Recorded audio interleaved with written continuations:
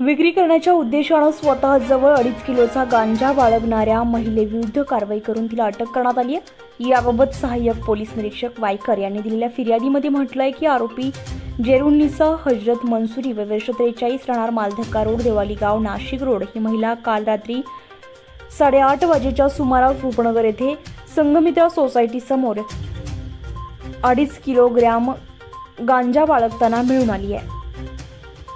यावेळी पोलिसांनी केलेल्या कारवाईमध्ये तिच्या ताब्यातून 2.5 किलोग्रॅम गांजा, 500 रुपये किमतीचा छोटा इलेक्ट्रॉनिक वजन काटा, छोट्या प्लास्टिक पिशव्या, स्लॅपलर आणि त्याच्या पिना असा 20,000 रुपयांचा मुद्देमाल हस्तगत करण्यात आला असून या महिलेविरुद्ध NDPS ॲक्टनुसार गुन्हा दाखल करून तिला अटक करण्यात आली आहे। या प्रकरणी पुढील तपास उपनगरचे पोलीस उपनिरीक्षक सोनवणे करत आहेत।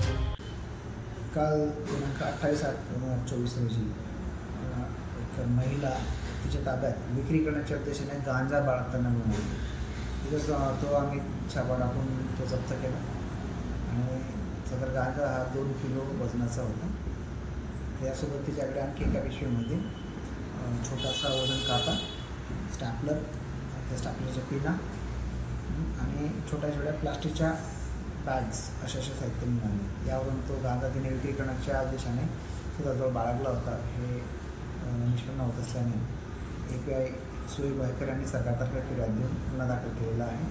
गुन्ह्यामध्ये NDPS ॲक्ट कलम 8(क)(20)(ब) आणि 2 अन्य गुन्हा नोंद केलेला आहे।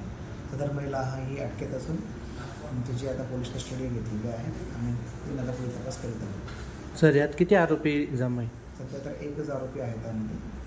नंतर आता याच्यात सदर महिलेने हा गांजा कुठून घेतला या अनुषंगाने पण तपास सुरू आहे।